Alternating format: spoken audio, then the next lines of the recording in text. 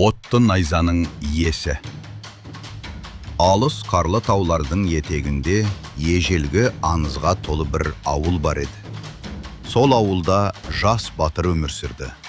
Оның есімі Тайбурыл болатын.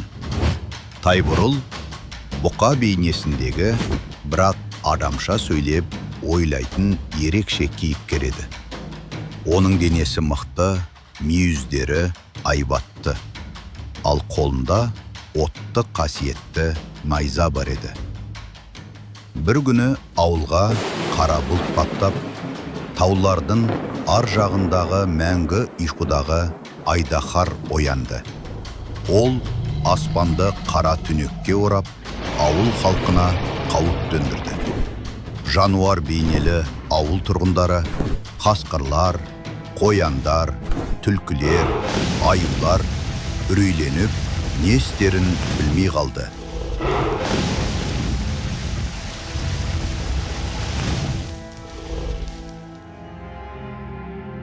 Халық үмітін Тайбурылға артты.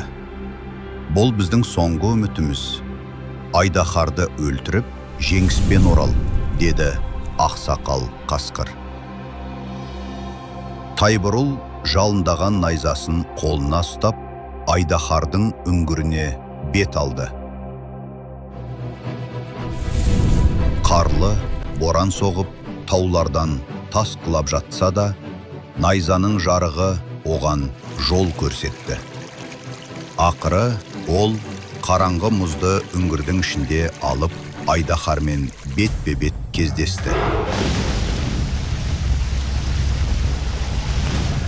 Тайбурыл найзасын көтеріп, менің күшім жүрегімде, халқымды қорғау үшін соңғы демім қалғанша шайқасамын деді. Сол сәтте Айдахар от шашты. Ал батырдың найзасы сол жалынға қарсы жарқырап, екеуінің оты үңгірді қақ айырып түсті.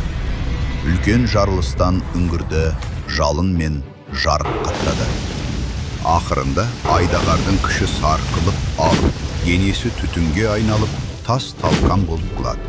Тайбурыл найзасын жоғары көтеріп, жеңісті жариялады. Ауыл тұрғындары қуанып, оны қарсы алды.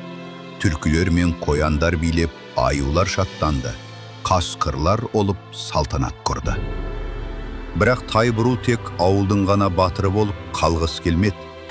Ол таулардың ар жағында тағы да түнек күштердің барын сезді. Бұл тек бастамасы, деді ол.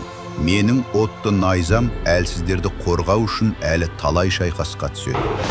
Осылайша жас батырдың үлкен сапары енді басталды.